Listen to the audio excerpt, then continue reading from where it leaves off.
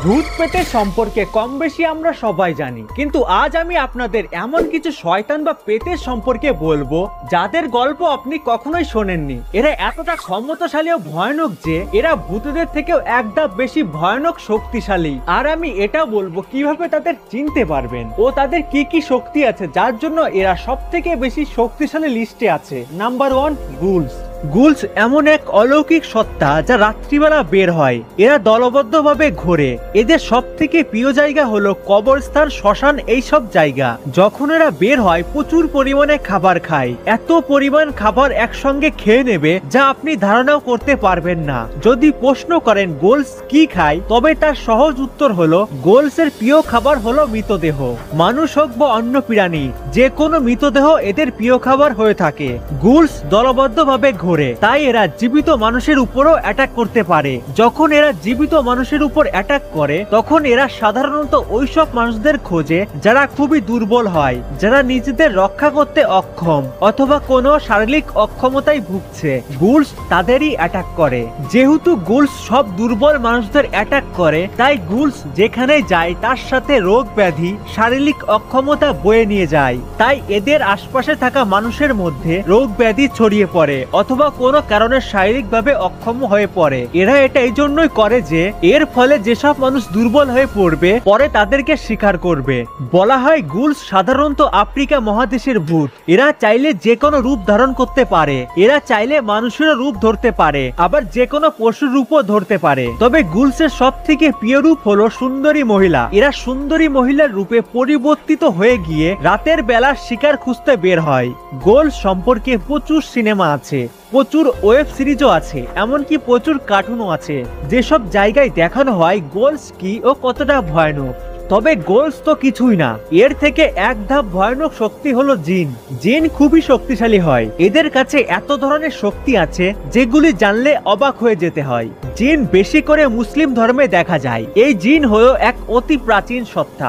যে সময় জিনেদের রাজত্ব ছিল তখন এরা এতটাই শক্তিশালী হয়ে গেছিল যে ধীরে ধীরে এদের মধ্যে অহংকার চলে এসেছিল, যার কারণে এক সময় এদের পতনও ঘটে। তবে জিন আমাদের চোখে ধরা পড়ে না। জিন হলো এক অদৃশ্য শক্তি।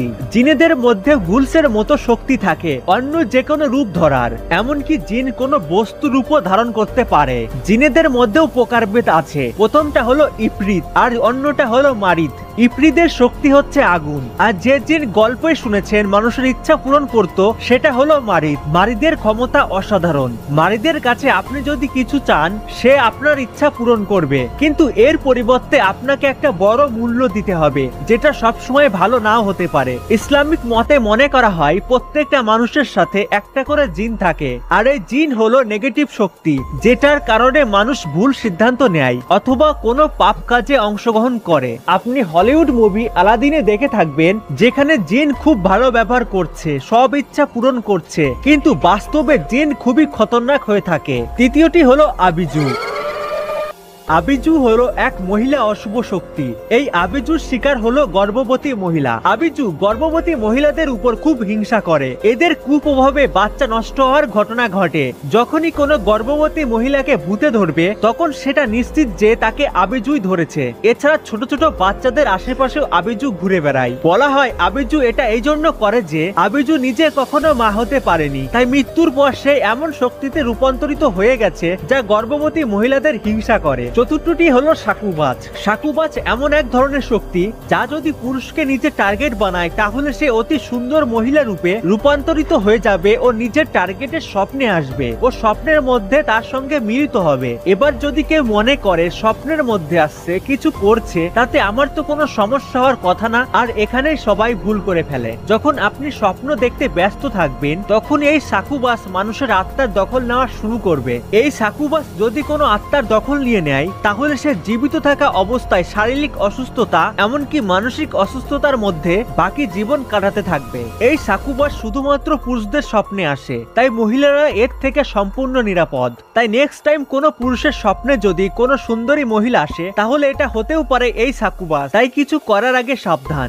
যদিও এইসব কথা আমি বললেও এখনকার দিনে ভূত হোক বা অন্য কোনো অশুভ শক্তি কোনোটাই আমাদের সামনে আসে না বা এমন কিছু করে না যাতে আমরা তাদের অস্তিত্ব সত্য বুঝতে পারি। এই জন্য আমরা ধীরে ধীরে তাদের উপর বিশ্বাস হারিয়ে ফেলছি ও ভয় পাওয়া বন্ধ করে দিচ্ছি। কিন্তু একটা জিনিস ভাববার বিষয়, যদি কোনো কিছু নাই থাকতো তাহলে মানুষের মধ্যে এইসব জিনিস এলো কিভাবে? হতে পারে এক সময় ছিল, এখন আর নেই, তার মানে এটা না কখনোই ছিল না। তবে যাকগে, বিশ্বাস করা না করা সম্পূর্ণ মানুষের ব্যক্তিগত ব্যাপার।